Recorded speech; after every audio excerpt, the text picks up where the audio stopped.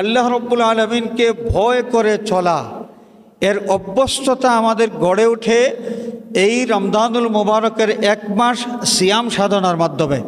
এজন্যই আল্লাহ সুবহানাহু ওয়া তাআলা ইরশাদ করেছেন, কুতিবা আলাইকুমুস সিয়ামু কামা কুতিবা আলাল্লাযীনা মিন ক্বাবলিকুম লাআল্লাকুম তাত্তাকুন। রোজা ফরজ করে দেওয়া হয়েছে যেন তোমরা পরহেজগারি অর্জন করতে পারো। তাকওয়া অর্জনের ট্রেনিং, তাকওয়া অর্জনের প্রশিক্ষণের নাম হলো সিয়াম সাধনা। তো হাজিরিনে কেরাম, আমরা একটু চিন্তা করি, ভাত খাই না দিনের বেলা, রোজার মাসে দিনের বেলা ভাত খাই না, নাস্তা খাই না, কোনো পানাহার করি না আল্লাহর ভয়ে। তো রোজার মাসের দিনের বেলা আপনারা বলুন যে মিথ্যা কথা বলা, এটা কি আল্লাহ রাব্বুল আলামিন অনুমতি দিয়েছেন? রোজার মাস না 12 মাস মিথ্যা কথা বলার অনুমতি আছে না আল্লাহ রাব্বুল আলামিন নিষেধ করেছেন? গীবত করা আল্লাহ পাক কি অনুমতি দিয়েছেন না নিষেধ করেছেন? নিষেধ করেছেন। মানুষকে গালিগালাজ করা আল্লাহ পাক অনুমতি দিয়েছেন না নিষেধ করেছেন? মানুষের সাথে প্রতারণা করা, ধোঁকাবাজি করা, এটা আল্লাহ পাক অনুমতি দিয়েছেন না নিষেধ করেছেন? তো আল্লাহ রাব্বুল আলামিন নিষেধ করেছেন, এই কারণে রোজার মাসে দিনের বেলা আমরা পানাহার করি না। এই অবস্থায় আল্লাহ কর্তৃক নিষিদ্ধ মিথ্যা কথা যদি আমরা জবান দিয়া বলি, আমি রোজাদার, এই অবস্থায় মানুষের গীবত যদি করি, আমি রোজাদার এই অবস্থায় যদি আমি মানুষকে গালিগালাজ করি, আমি রোজাদার এই অবস্থায় মানুষকে যদি আমি ধোঁকা দেই, মানুষের সাথে প্রতারণা করি, যেই নিষিদ্ধ কাজগুলো সব সময়ের জন্য নিষিদ্ধ, শুধু রোজার মাসের ব্যাপারে নয়, সব সময়ের জন্য এই বিষয়গুলো নিষিদ্ধ। এই বিষয়গুলোর সাথে রোজার মাসে যদি আমরা জড়িয়ে পড়ি, তাহলে সিয়াম সাধনার মূল লক্ষ্য যেটা, সেই মূল লক্ষ্য ঠিক থাকলো না লক্ষ্য থেকে আমরা দূরে চলে যাব? দূরে চলে যাব। আমরা পানাহার করি না, রোজার মাসে পানাহার করি না আল্লাহর ভয়ে, কিন্তু যখন রোজাদার থাকা অবস্থায় মিথ্যা কথা বলি, তখন আল্লাহর ভয়টা কোথায় যায়? রোজাদার থাকা অবস্থায় যখন মানুষকে গালিগালাজ করি, তখন আল্লাহর ভয়টা কোথায় যায়? আল্লাহর ভয়ে এত কষ্ট স্বীকার করতেছি, তৃষ্ণার্ত থাকা সত্ত্বেও দিনের বেলা আমরা পান করতেছি না, পানি, শরবত, কত কিছুই তো আছে, ঘরের ফ্রিজের মধ্যে রাখা আছে, আমরা এগুলো গ্রহণ করতেছি না আল্লাহর ভয়ে। তো আল্লাহর ভয়ে আমরা গীবত থেকে কি বাঁচতে পারি না? আল্লাহর ভয়ে আমরা গালিগালাজ থেকে কি বাঁচতে পারি না? হাজিরিন, রসুল পাক সাল্লাল্লাহু আলাইহি ওয়াসাল্লাম ইরশাদ করেছেন, মান লাম ইয়াদা কাওলা যুরি ওয়াল আমালা বিহি ফালাইসা লিল্লাহি হাজাতুন ফি আন ইয়াদা তাআমাহু ওয়া শারাবাহু। যেই ব্যক্তি রোজাদার অবস্থায় সে অহেতুক কথাবার্তা, অশ্লীল কথাবার্তা, মন্দ কথাবার্তা এবং মন্দ কাজ, এগুলো থেকে নিজেকে বাঁচায় রাখতে পারল না, বিরত থাকতে পারল না, তাহলে খামাখা সে উপবাস করবে, না খাইয়া থাকবে, আল্লাহ রাব্বুল আলামিনের কোনো প্রয়োজন নাই। এর অর্থ হলো আল্লাহ রাব্বুল আলামিন এই ব্যক্তিকে রোজাদার হিসেবে গ্রহণ করবেন না। আমরা চিন্তা করি যে সারাদিন না খাইয়া থাকি, রোজার মাসে সারাদিন না খাইয়া আমি আসি, আমি তো রোজাদার। আমি রোজাদার নিজেকে চিন্তা করলেও যদি অহেতুক কথাবার্তা এবং অহেতুক কাজকর্ম থেকে নিজেদেরকে বাঁচায় রাখতে না পারি, নিজেদেরকে নিজেরা রোজাদার বললেও আল্লাহ রাব্বুল আলামিন আমাদেরকে রোজাদার হিসেবে কবুল করবেন না। এই রোজার মাসটা এটা হলো আল্লাহর পক্ষ থেকে দেওয়া এক নেয়ামত, যেই নেয়ামত কাজে লাগাইয়া সংক্ষিপ্ত জীবনের মধ্যে আমরা অনেক বেশি সওয়াব কামাই করতে পারি। উম্মতে মুহাম্মদী, আমাদের কিন্তু জীবনটা আগেকার নবীর উম্মত যারা ছিলেন সেই আম্বিয়া কেরামের উম্মতদের তুলনায় অত্যন্ত সংক্ষিপ্ত। তাদের গড় আয়ু ছিল 400 বছর, 500 বছর। আর আমার বাংলাদেশের মানুষের বর্তমান গড় আয়ু হলো 58 বছর। তো এরা 400-500 বছর ইবাদত বন্দেগী করেছেন, সওয়াবের পাহাড় তারা তৈরি করেছেন। ইবাদত বন্দেগী বেশি, সওয়াবও বেশি। উম্মতে মুহাম্মদী আমাদের হায়াত খুবই সংক্ষিপ্ত সময়ের মধ্যে আমরা যেন আমাদের অনন্তকালীন জীবনের পাথেয় হিসাবে অনেক বেশি সওয়াব কামাই করতে পারি। আল্লাহ সুবহানাহু ওয়া তাআলা তার হাবিবের উম্মতের জন্য কিছু সুযোগ তৈরি করে দিয়েছেন, যেই সুযোগগুলো উম্মতে মুহাম্মদী যদি কাজে লাগায় তাহলে সংক্ষিপ্ত জীবন হলেও এর মাধ্যমে অনেক বেশি সওয়াব কামাই করতে পারবে। ইবাদত বন্দেগীর মৌসুম হচ্ছে রমজানুল মুবারক। এই রমজানুল মুবারকে এক মাসের ইবাদতের মাধ্যমে আমরা 70 মাস ইবাদতের সওয়াব কামাই করতে পারি। সুবহানাল্লাহ। এক রমজানুল মুবারকের ইবাদতের মাধ্যমে 70 মাস ইবাদতের সওয়াব আমরা কামাই করতে পারি। রমজানুল মুবারকের একটি রাত শবে কদর, এক রাতের ইবাদতের মাধ্যমে আমরা 83 বছর 4 মাস, সম্ভবত 83 বছর 4 মাস, মানে 1000 মাস যদি আমরা হিসাব ধরি, 1000 মাসে 83 বছর 4 মাস আমরা কি করতে পারি? এই সওয়াবটা এক রাতের ইবাদতের মাধ্যমে আমরা কামাই করতে পারি। তা আল্লাহ রাব্বুল আলামিন তো সুযোগ দিয়েছেন, সেই সুযোগটা আমাদের কাজে লাগাইতে হবে। আর সেই সুযোগ কাজে লাগানোর জন্যে আমাদের প্রত্যেকের উচিত সর্বোচ্চ সতর্কতার সাথে রমজানুল মুবারকের সময়টুকু অতিবাহিত করা, যেন কোনো কাজ, কোনো কথাবার্তার মাধ্যমে এই রমজানুল মুবারকের পবিত্রতা আমরা নষ্ট না করি। রমজানুল মুবারকের পবিত্রতা রক্ষা করে আমরা যেন সিয়াম সাধনা করতে পারি, এই দিকে আমাদের সকলের গভীর মনোযোগ থাকা দরকার। আমাদের কিছু বদভ্যাস আছে। রমজানুল মুবারকে কিছু বদভ্যাস মাঝে মাঝে আমরা দেখতে পাই। দিনের বেলা যেহেতু খাওয়া দাওয়ার কোনো চিন্তা নাই, অনেক সময় আমাদের বেঁচে যায়, তো আমরা কি করি? টাইম পাস করার নামে আমরা অনেক সময় কি করি? অনেক মানুষ একত্রিত হয়ে 8-10 জন 5 জন একত্রিত হয়ে গল্পগুজব শুরু করি। টাইম পাসের নামে বিনা প্রয়োজনে আলাপচারিতায় যে আমরা লিপ্ত হই, মনে রাখতে হবে আল মিকসার কাহাতিবিল লাইল, বেশি কথাবার্তা বলা রাতের অন্ধকারে লাকড়ি কুড়ানোর মতো। রাতের অন্ধকারে কোনো ব্যক্তি যদি লাকড়ি খুঁজতে যায়, গাছের তলায় গাছের ডাল এগুলো সংগ্রহ করতেছে, তো গাছের ডাল তো গোল, হঠাৎ করে গাছের নিচে সাপ যদি বসে থাকে, সাপের সাইজটাও তো গোল, তার তো আকার গোলাকৃতির। তো গাছের ডাল মনে করে অন্ধকারের মধ্যে যদি সাপের গায়ে হাত দেওয়া হয়, অন্ধকারে দেখা যাচ্ছে না গাছের ডাল না, এটা বিষধর সাপ। তো অন্ধকার রাতে লাকড়ি কুড়াইতে গিয়া বিষধর সাপের গায়ে হাত দিয়া বিপদের মধ্যে পড়ার ঝুঁকি যেভাবে থাকে, ঠিক সেইভাবে বেশি কথাবার্তা বলা, এর মধ্যেও আল্লাহর নাফরমানির দিকে প্রবেশ করার ঝুঁকিও থাকে। কথাবার্তা বলার ফাঁকে ফাঁকে অমুক কী করেছে, তমুক কী করেছে, অমুক তমুকের কিচ্ছা যখন শুরু করলাম, তখন মানুষের গীবত এখানে চলে আসতে পারে, এখানে মিথ্যা কথা চলে আসতে পারে। তো গীবত আর মিথ্যা কথা যদি চলে আসে, আমি রোজার মাসের টাইম পাসের নামে যে কাজটা আমি করে যাচ্ছি, এই কাজের মাধ্যমে যদি আমার জবানটাকে আমি সংযত রাখতে না পারি, এই জবান দিয়া গীবত উচ্চারিত হয়, মিথ্যা কথা উচ্চারিত হয়, তাহলে রাসূলুল্লাহ সাল্লাল্লাহু আলাইহি ওয়াসাল্লাম জানিয়ে দিয়েছেন যে আমাদের না খেয়ে থাকার কোনো প্রয়োজন আল্লাহর নাই। আল্লাহ পাক এটা চান না যে শুধু না খেয়ে থাকবো। আল্লাহর দাবি যেটা, সেটা হলো তোমরা পরেজগারি অবলম্বন করবে। আর পরেজগারির প্রশিক্ষণ হলো এই সিয়াম সাধনা। এই প্রশিক্ষণে থাকা অবস্থায় যদি আল্লাহর ভয় আমরা উপেক্ষা করি, আল্লাহর ভয়কে যদি আমরা ওভারটেক করি, তাহলে এই সিয়াম সাধনার মূল লক্ষ্য তো অর্জিত হলো না, মূল উদ্দেশ্য এখানে বিঘ্নিত হলো। এই কারণে টাইম পাসের নামে রোজার মাসের দিনের বেলা আমরা অহেতুক গল্প গুজব করে কাটাবো না।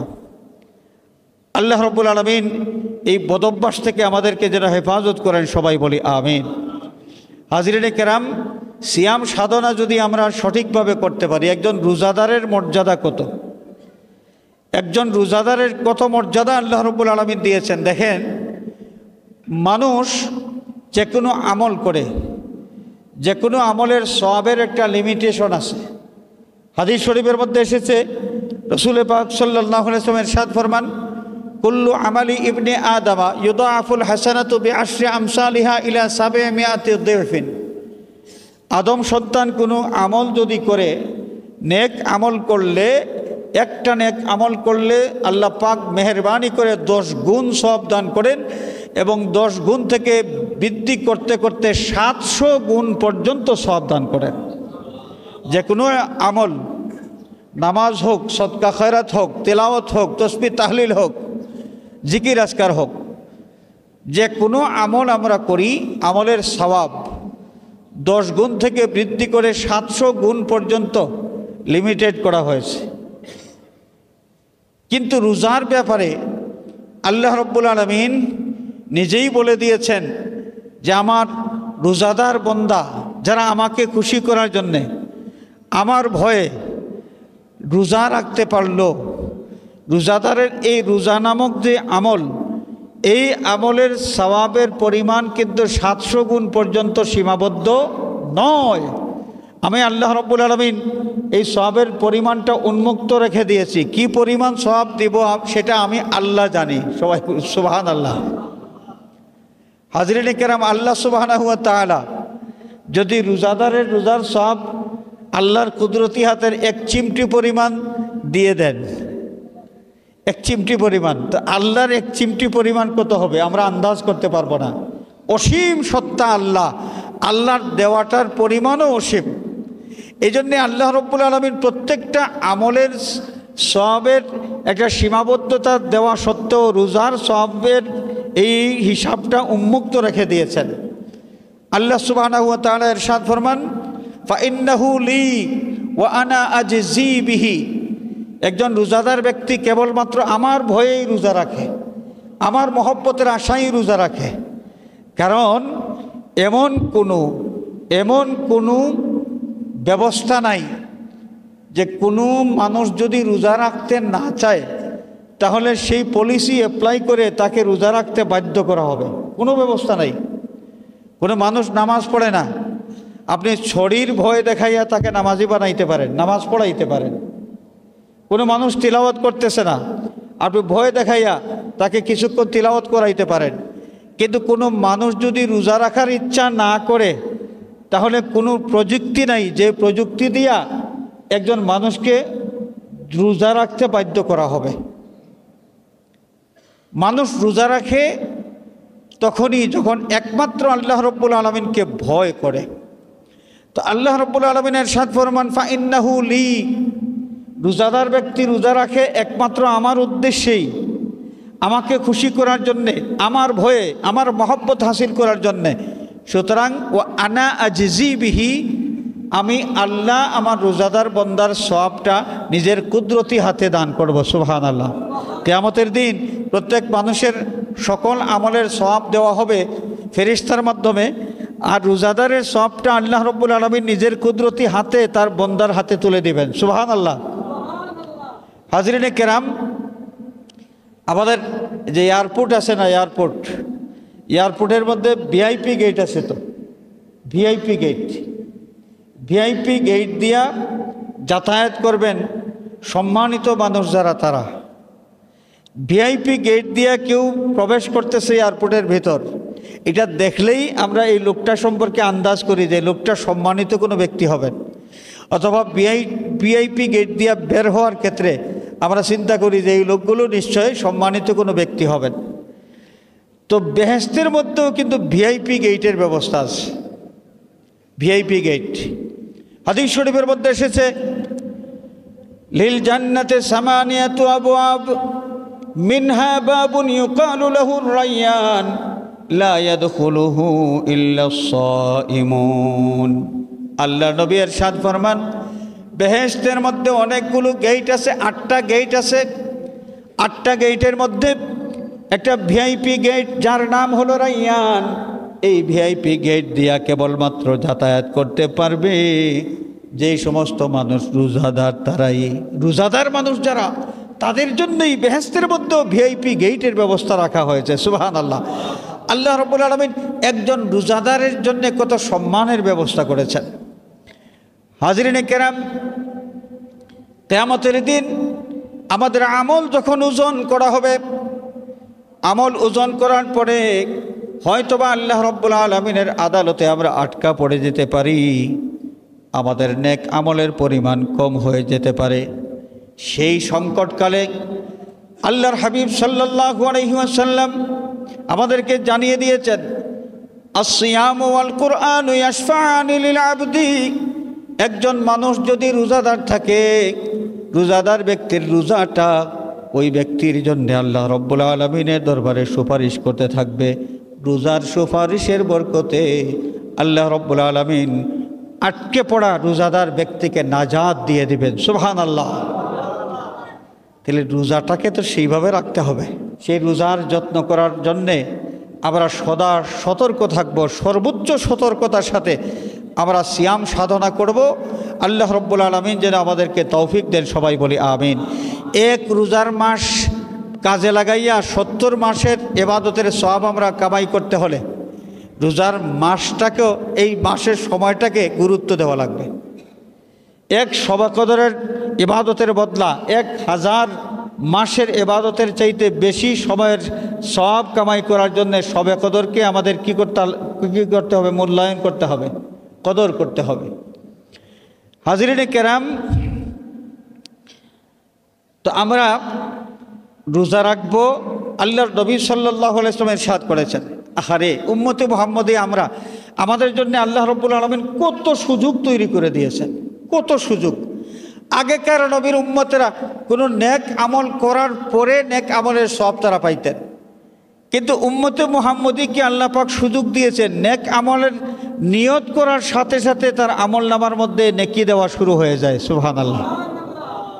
এটা হচ্ছে আল্লাহর হাবিবের ওসিলায়, আল্লাহর হাবিবের উম্মতের সুযোগ আল্লাহ পাক সুযোগ দিয়েছেন।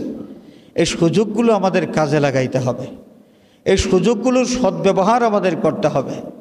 রাসূল পাক সাল্লাল্লাহু আলাইহি ওয়াসাল্লাম ইরশাদ ফরমান, মান সামা রমাদানা ঈমানান ওয়া ইহতিসাবান গুফিরা লাহু মা তাকদ্দামা মিন যামবিহি। কোনো মানুষ যদি বেশি নেকি পাওয়ার আশায়, বেশি বেশি নেকি পাওয়ার আশায় প্রতিজ্ঞাবদ্ধ হয়ে, এই বিশ্বাস নিয়ে বেশি নেকি পাওয়ার আশা নিয়ে সিয়াম সাধনা করে, আল্লাহ রাব্বুল আলামিন তার রোজার ওসিলায় তার বিগত জিন্দেগির গুনাহগুলো মাফ করে দেন। ওমান কামা রমাদানা ঈমানান ওয়া ইহতিসাবান গুফিরা লাহু মা তাকদ্দামা মিন যামবিহি।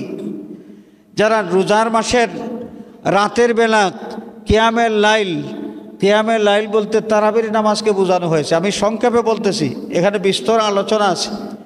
কিয়ামের লাইল বলতে তারাবির নামাজকে বোঝানো হয়েছে। বেশি সওয়াব পাওয়ার আশায়, এই বিশ্বাসে কোনো মানুষ যদি তারাবির নামাজ আদায় করেন, তাহলে তারাবির নামাজের ওসিলায় তার বিগত জিন্দেগির গুনাহগুলো মাফ করে দেওয়া হয়। সুবহানাল্লাহ। ওমান কামা লাইলাতুল কদরে ঈমানান ওয়া ইহতিসাবান গুফিরা লাহু মা তাকদ্দামা মিন যামবিহি। কোনো মানুষ যদি বেশি বেশি নেকি পাওয়ার আশায়, আল্লাহ রাব্বুল আলামিনের সন্তুষ্টি পাওয়ার আশায়, আল্লাহর রহমত পাওয়ার আশায় সেই শবে কদরটা যাপন করতে পারে, এই বিশ্বাস নিয়ে শবে কদর যাপন করতে পারে যে আল্লাহ সুবহানাহু ওয়া তাআলা এই শবে কদরে অঢেল রহমত আমাকে দান করবেন, আল্লাহর পক্ষ থেকে অঢেল বরকত আমি হাসিল করতে পারবো, আল্লাহর মহব্বত হাসিল করতে পারবো, অনেক অনেক বেশি সওয়াব কামাই করতে পারবো। এই বিশ্বাস নিয়ে শবে কদর যদি কেউ উদযাপন করে, আল্লাহর নবী সাল্লাল্লাহু আলাইহি ওয়াসাল্লাম ইরশাদ ফরমান, গুফিরা লাহু মা তাকদ্দামা মিন যামবিহি। তার বিগত জিন্দেগির সমস্ত গুনাহগুলো মাফ করে দেওয়া হয়। একজন মানুষ রমজানুল মুবারক পাইল, যেই রমজানুল মুবারকটা গুনাহ মাফের একটা ওসিলা, গুনাহ মাফের একটা ওসিলা। এই মাসটা পাওয়ার পরেও যেই ব্যক্তি মাসের সদ্ব্যবহার করে জীবনের গুনাহ মাফ করাইতে পারল না, তার মতো কপাল পোড়া, তার মতো কমবখ্ত আর কেউ হইতে পারে না। জিবরিল আমিন এসেছেন রসুল পাক সাল্লাল্লাহু আলাইহি ওয়াসাল্লামের খেদমতে। রসুল পাকের খেদমতে জিবরিল আমিন আসার পর কিছু কথা বলেছেন। এর মধ্যে একটা কথা জিবরিল আমিন বললেন যে কোনো ব্যক্তি রোজার মাস পাওয়ার পর সে যদি নিজের জীবনের গুনাহ মাফ করাইতে পারে না, তাহলে সে সত্যিই কপাল পোড়া, সত্যি কপাল পোড়া। জিবরিল আমিন যখন এই কথা বলেছেন, রাসূলুল্লাহ সাল্লাল্লাহু আলাইহি ওয়াসাল্লাম সাথে সাথে জিবরিলের কথার সায় দিয়েছেন। আমরা ইবাদত বন্দেগীর এই মৌসুমটাকে কাজে লাগাবো। তো কাজে লাগাইতে হলে আগের থেকে প্ল্যান প্রোগ্রাম করা দরকার। আমরা দুনিয়ার যে কোনো কাজের ব্যাপারে অনেক প্ল্যান করে থাকি আগের থেকে। মেয়ের বিয়ে হবে, মনে করেন বর্তমানে ফেব্রুয়ারি মাস চলতেছে, জুলাই মাসে মেয়ের বিয়ে ঠিক করা হয়েছে। এই ফেব্রুয়ারির থেকেই মেয়ের বিয়েটা কিভাবে সম্পাদন করা যায় এই ব্যাপারে প্ল্যান প্রোগ্রাম সব কিছু। একজন ব্যবসায়ী ব্যক্তি তার দোকান ওপেনিং করবেন 2 মাস পরে, কিন্তু 2 মাস আগের থেকেই প্ল্যান প্রোগ্রাম চলতেছে কিভাবে তিনি ওপেনিং করবেন। যে দুনিয়ার যে কোনো কাজের ব্যাপারে আমাদের প্ল্যান প্রোগ্রাম থাকে। তাহলে রোজার মাস, যেই মাসটা আমার জীবনের গুনাহ মাফ করানোর ওসিলা, এই মাসটা গুনাহ মাফের ওসিলা তখনই হবে যখন আমি মাসটা সঠিকভাবে এই রোজার মাস যাপন করতে পারবো। তো এই জন্য কিছু প্ল্যান দরকার। বেশি বেশি ইবাদত বন্দেগী করতে হলে আমরা মনে করি যে এই বছর একটু ঝামেলা, দেখি আগামী বছর, এই বছর রোজার মাসে কিছু করতে পারি নাই, আগামী বছর ইনশাআল্লাহ রোজার মাসে আমি অনেক কিছু করব। আপনারা বলুন যে বিগত 2024 সালে যাদের ব্যস্ততা ছিল, মনে করেছিলেন যে আপনি 2024 সালে খুবই ব্যস্ত ছিলেন, যার কারণে রোজার মাসে তেমন ইবাদত বন্দেগী করতে পারেন নাই। 2025 সাল আসার পর আপনার ব্যস্ততা কমে গিয়েছে। 2024 সালের ব্যস্ততার চাইতে এখন ব্যস্ততা কম। কেউ বলতে পারবেন? আপনারা হয়তো কেউ বলতে পারলেও পারতে পারেন, আমি পারবো না। আমি মনে করেছিলাম 2024 সাল আমার জন্য বেশি ঝামেলা হয়ে গেছে, 25 সালে ঝামেলা তেমন থাকবে না।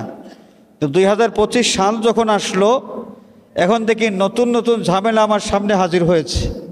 24 সালের চাইতে অনেক বেশি ঝামেলায় এখন আমি পড়ে গেছি। মানুষের জীবন যতদিন পর্যন্ত আছে ঝামেলা ক্রমবর্ধমান, ঝামেলা কমবে না, শুধু বাড়তেই থাকবে। আপনি অবসর হবেন আর রোজার মাসে ইবাদত বন্দেগী বেশি বেশি করবেন, এই চিন্তা করে কোনো লাভ নাই।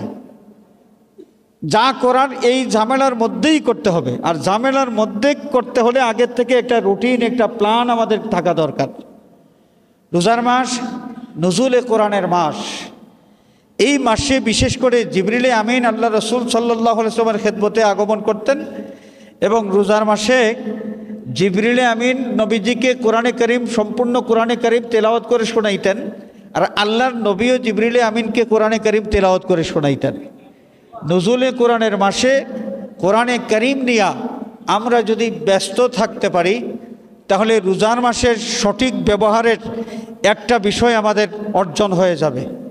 কারণ কোরআনে কারীম তেলাওয়াত, যে কোরআনে কারীমের একটা হরফ তেলাওয়াত করলে 10টা নেকি পাওয়া যায়। রোজার মাসে আমরা চেষ্টা করব যত বেশি করে পারি কোরআনে কারীম তেলাওয়াত করার জন্যে। মানুষ কোরআন খতম করেন 5 খতম, 7 খতম, 10 খতম, আরও অনেক বেশি 12-15 খতম পর্যন্ত। হাফিজ সাহেব যারা নন তারাও 12-15 খতম দিয়ে থাকেন রোজার মাসে। তা আমি যদি চিন্তা করি, তা আমি তো হাফিজ সাহেবের মতো না বা হুজুরদের মতো না, আমি সাধারণ একজন ব্যবসায়ী মানুষ অথবা সাধারণ একজন কৃষক মানুষ। আমি কোরআন শরীফ তেলাওয়াত করতে পারি, কিন্তু আমার পড়ার মধ্যে এতটা স্পিড নাই। তা আমি কি করে এই রোজার মাসে কোরআন খতম দেব? এই চিন্তা যদি থাকে, তাহলে আপনি রুটিন করেন, প্ল্যান করলে আপনার জন্য কোরআন খতম দেওয়া এটা সহজ হয়ে যাবে। আমরা প্রত্যেক দিন 5 ওয়াক্ত নামাজ তো আদায় করি। যদি আগের থেকে প্ল্যান করি যে আমি যেখানেই থাকব, বাড়িতে থাকি, অফিসে থাকি, বিয়ের বাড়ি থাকি আর শ্বশুর বাড়ি থাকি, যেখানেই আমি থাকি, রোজার মাসে যখনই আমি নামাজ আদায় করব, প্রত্যেক ওয়াক্ত নামাজ আদায় করার পরে আমি 4 পৃষ্ঠা কোরআনে কারিম তেলাওয়াত করব। 4 পৃষ্ঠা কোরআন শরীফ তেলাওয়াত করতে স্লো, যাদের পড়াশোনার গতি খুব স্লো, তারাও যদি কোরআনে কারিম তেলাওয়াত করেন, 4 পৃষ্ঠা তেলাওয়াত করতে তার ম্যাক্সিমাম 15 থেকে 16 মিনিট সময় লাগবে। 15 থেকে 16 মিনিট সময় লাগবে। আর যারা দ্রুত পড়তে পারেন তাদের তো অতটা সময় লাগার কথা নয়, তারা 5-7 মিনিটের মধ্যেই এই 4 পৃষ্ঠা তেলাওয়াত করতে পারবেন। দ্রুত যারা পড়েন তাদের কথা বাদ, যাদের পড়ার গতি খুবই স্লো, তারাও যদি 4 পৃষ্ঠা কোরআন শরীফ তেলাওয়াত করার ইচ্ছা করেন, 15 থেকে 16 মিনিট ম্যাক্সিমাম, এর ভিতরেই তিনি শেষ করতে পারবেন। তো নামাজ আদায় করার পরে বিশ্রাম নেওয়াও হয়ে যাবে এবং কোরআনে কারিম তিলাওয়াতটাও হয়ে যাবে। প্রতি ওয়াক্ত নামাজের পরে আমরা যদি 4 পৃষ্ঠা করে কোরআনে কারিম তেলাওয়াত করি, তাহলে 5 ওয়াক্ত নামাজের মাধ্যমে কত পৃষ্ঠা হবে? কত পৃষ্ঠা? 20 পৃষ্ঠা হয়ে যাবে। এক পারার মধ্যে কিন্তু এভারেজ 20 পৃষ্ঠা। তাহলে আমরা এই অল্প অল্প তেলাওয়াত করে প্রতিদিন 1 পারা করে যদি কোরআনে কারিম তেলাওয়াত করতে পারি, দেখা যাবে 30 দিনে আমার 30 পারা তেলাওয়াত হয়ে গেছে, কোরআন খতম হয়ে গেছে। আপনি ব্যবসায়ী মানুষ, ব্যবসার তো অনেক চাপ থাকে। রোজার মাসে ব্যবসায়ী যারা, তাদের ব্যবসার চাপ থাকে অনেক বেশি। তা আপনি রোজার মাসে কোরআন খতম করবেন কিভাবে? আপনি ব্যবসায়ী হন আর যাই হন, মুসলমান যদি হয়ে থাকেন, নামাজ তো পড়তে হবে। এই নামাজ আদায় করার সময় যদি 4 পৃষ্ঠা কোরআন শরীফ তিলাওয়াতের প্রতিজ্ঞা আপনি করে ফেলেন, আপনার প্রত্যেক দিনের রুটিনের মধ্যে এইভাবে রুটিনটা যদি আপনি করেন, তাহলে ব্যবসায়ী ব্যক্তি আপনার ব্যবসার জামেলার মধ্যেও রোজার মাসে আপনি 1 খতমে কোরআন করতে পারেন, কোনো সমস্যা নেই। আমরা এই বিষয়ে একটু যত্নবান হব, বেশি বেশি করে আমরা যেন কোরআনে কারিম তেলাওয়াত করতে পারি। নুজুলে কোরআনের সাথে এই রমজানুল মুবারকের সম্পর্ক, এই কারণে আমরাও কোরআনের সাথে এই মাসে সম্পৃক্ত হব। কোরআনে কারিম আমরা বেশি বেশি করে তেলাওয়াত করার চেষ্টা করব। আল্লাহ পাক যেন তৌফিক দেন, সবাই বলি আমিন।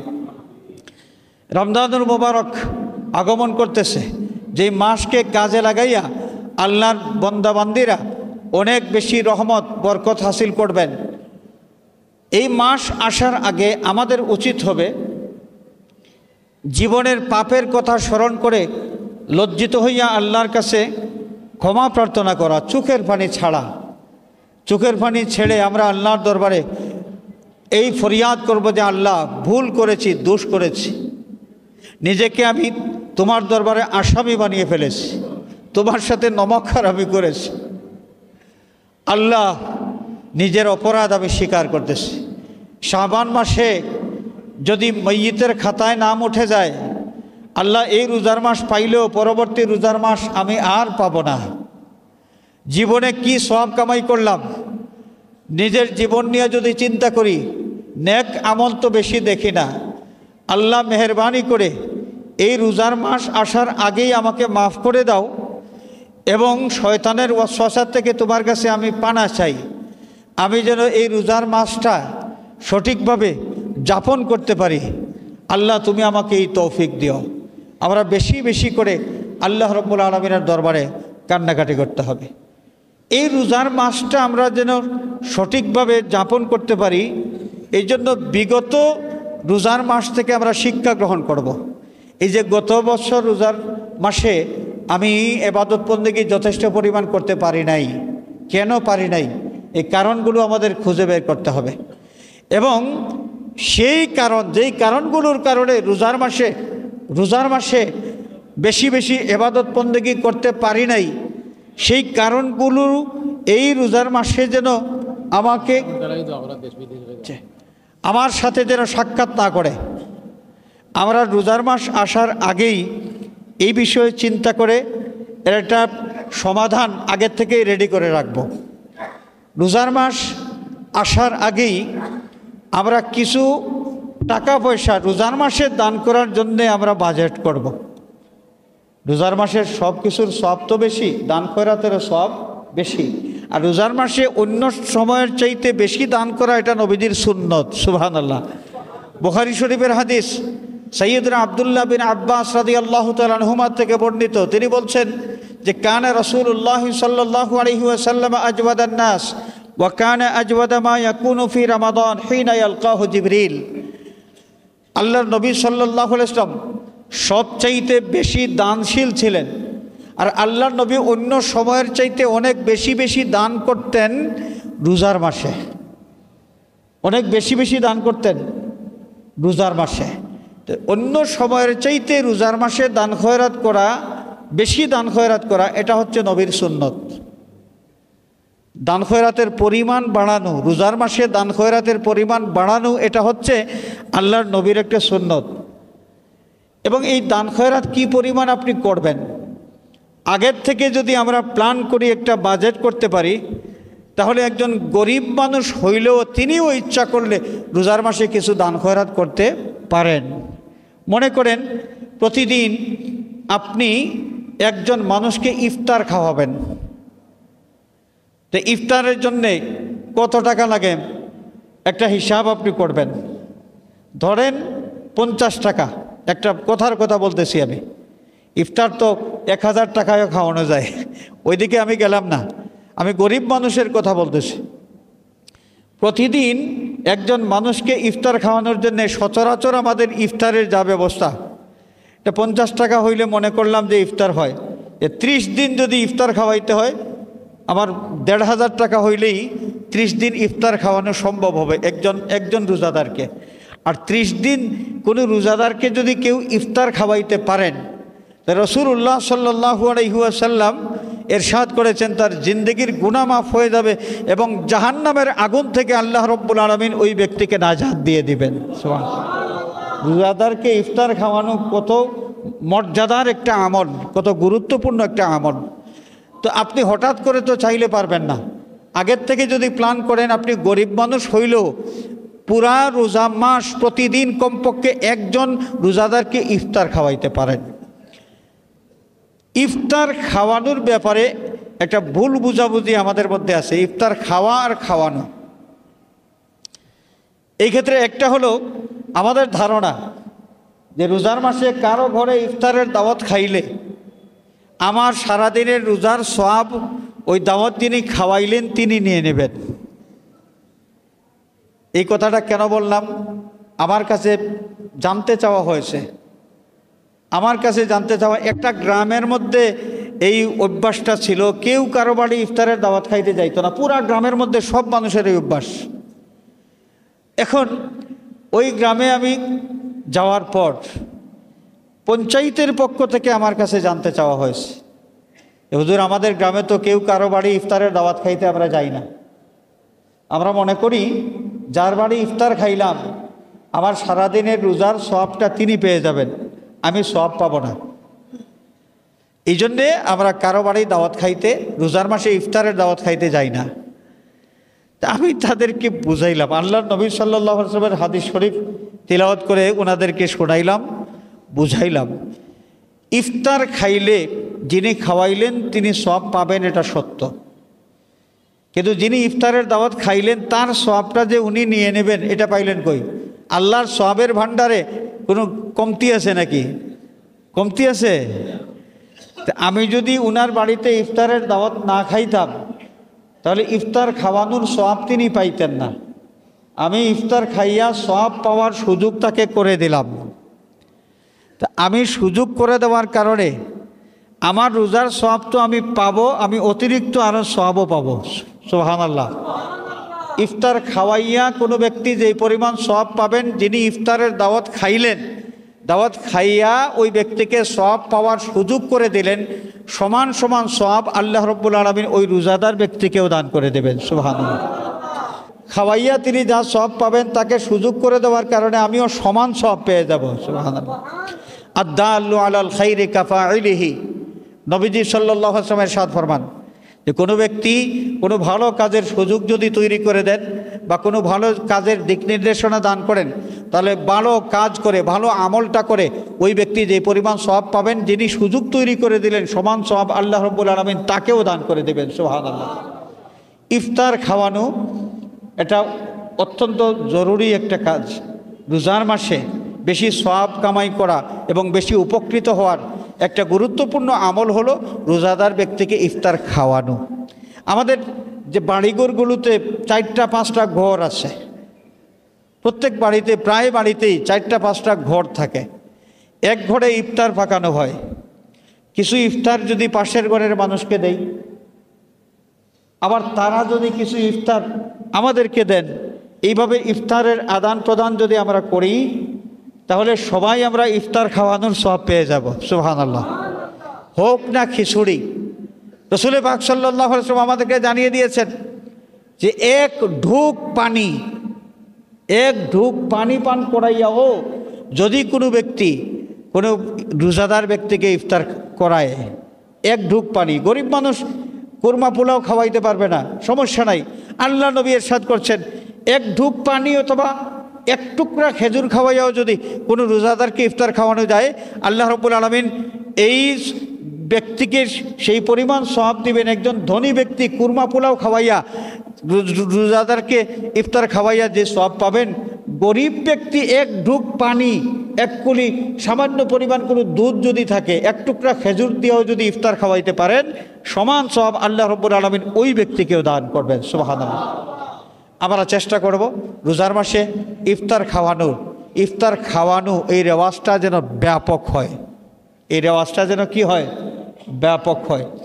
আবার আরেকটা কথা, যে কোনো কাজের মধ্যে আজকাল নিয়তের খুলুসিয়তের বড় অভাব হয়ে যায়। ইফতার খাওয়ানো যদি হয় একটা ফ্যাশনের জন্যে, ডিসপ্লে করার জন্যে, এই যে চ্যানেল ব্যানেল সব ডাকলেন যে অমুক বিশিষ্ট দানবীর ব্যক্তি আজকে এলাকার 1000 মানুষের জন্য ইফতারের আয়োজন করেছেন, STV, ITV, মাইটিভি, হাবিজাবি যা আছে সব দাওয়াত করে আনলেন। এই নিয়ত যদি থাকে যে বিশিষ্ট দানবীর ব্যক্তি, তাই না, বিশিষ্ট দানবীর সমাজসেবী পরেশগার রোজাদার 1000 মানুষকে ইফতার খাওয়ানোর জন্য তিনি আয়োজন করেছেন, প্রচার করার নিয়তে যদি ইফতার খাওয়ানো হয় তাহলে ইন্নামাল আমালু বিন্নিয়াত, মানুষ যেই নিয়তে যেই আমল করবেন তার সবটা সেভাবেই তিনি আশা করবেন। লোক দেখানোর জন্য নিয়ত করেন যদি, তাহলে লোক তো দেখানো হয়ে যায় টিভি চ্যানেলের মাধ্যমে, তাই আল্লাহর কাছ থেকে পাওয়ার আর কিছু থাকে না। তিনি যা পাওয়ার তা পেয়ে যান মানুষের কাছ থেকে। এই ইফতার খাওয়াইয়া আল্লাহর কাছ থেকে কিছু আশা করা যাবে না। এক ইফতারি সংক্রান্ত আরেকটা জটিলতা আছে আমাদের। ইফতারি সংক্রান্ত জটিলতার কারণে অনেক মানুষের সংসার ভেঙে যায়, অনেক মানুষের সংসার ভেঙে যায়। ইফতারি দেওয়া হয় মেয়ের বাড়িতে, মেয়ের বাড়িতে যখন ইফতারি দেওয়া হয়, ইফতারির পরিমাণ যদি কম হয় তাহলে মেয়ের শ্বশুর বাড়ির মানুষ বেড়া টাইপের হইলে খোঁটা দেওয়া শুরু করবে। আমি শুনেছি, আমার মেলা অভিজ্ঞতা আছে এই ব্যাপারে। অনেক জায়গায় ইফতার রিসিভ করা হয় না।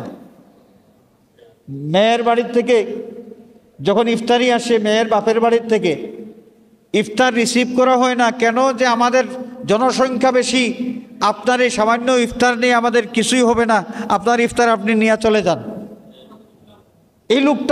এই লোকটার নেওয়া ইফতারটা ঘরেই তোলা হয় না। আমার জানা আছে, ও মেলা ঘটনা আমি দেখেছি এইভাবে। তারপরে শুরু হয়ে যায় দাম্পত্য কলহ।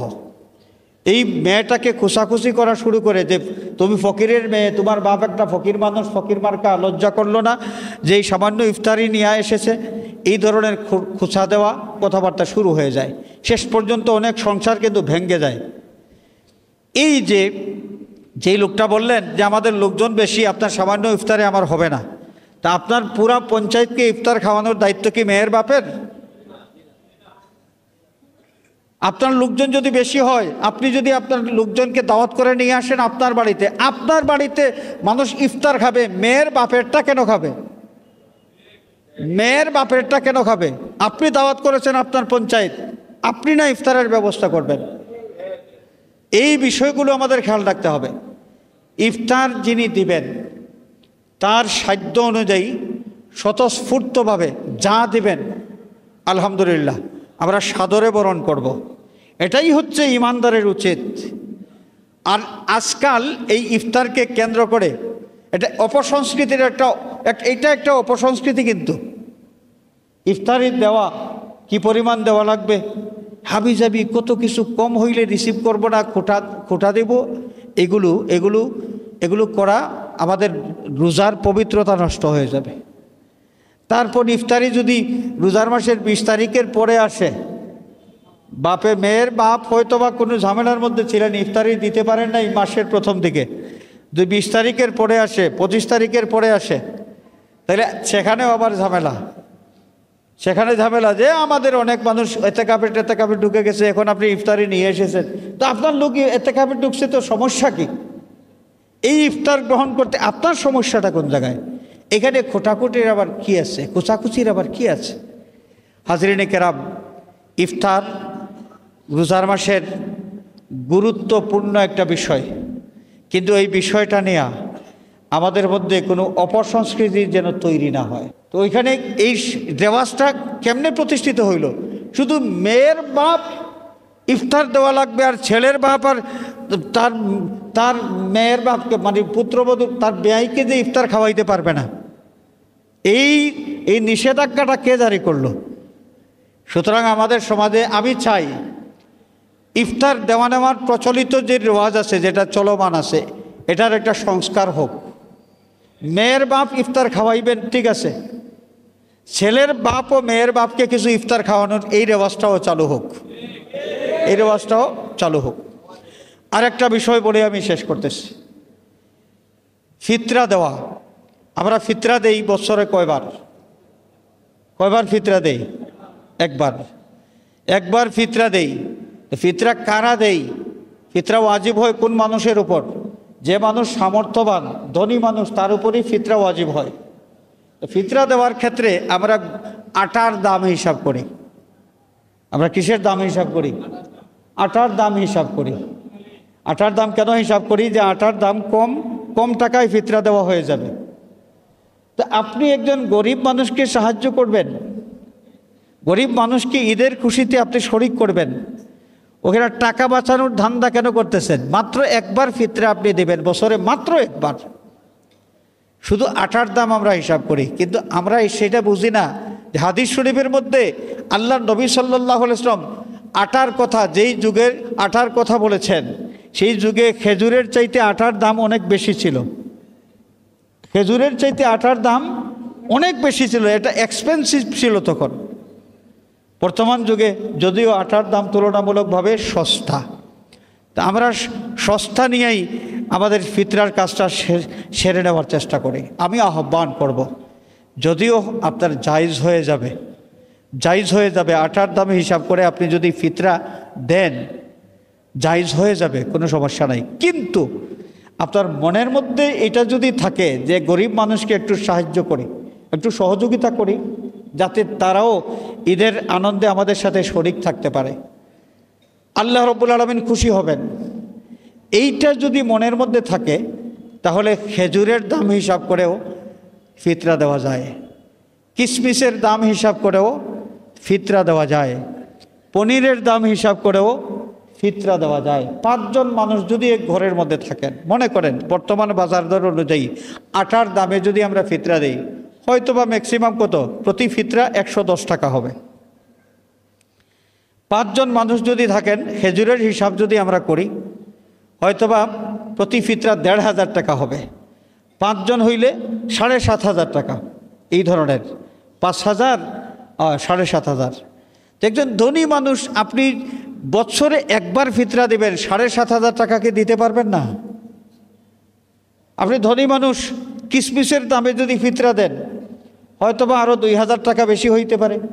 আপনি যদি পনিরের দামে ফিতরা দেন, তাহলে হয়তোবা আরও 2,000 টাকা বাড়তে পারে। তো ফিতরা হিসাবে বছরে একবার আপনি ধনী মানুষ যদি 12,000 টাকা আপনার পরিবারের ফিতরা হিসাবে আপনি দান করেন, আপনার জন্য তো কঠিন কিছু না। আমি আহ্বান করব, ধনী মানুষ আমরা যারা, শুধু আটার দাম নয়, আমাদের মনের মধ্যে রাখা দরকার যে সমাজের গরিব মানুষ যারা, দারিদ্র সীমার নিচে যারা বসবাস করে, তাদেরকে যত বেশি সহযোগিতা আমরা করতে পারি, তাদেরকে যত বেশি আনন্দে আমাদের সাথে আমরা শরিক রাখতে পারি, এইটা আমাদের নিয়ত থাকতে হবে। আমি আশা করব এই বিষয়টা সবাই গুরুত্বের সাথে বিবেচনা করবেন। শেষ কথা, ঈদের শপিং, রোজার মাস শেষ হয়, ঈদের শপিং শুরু হয়।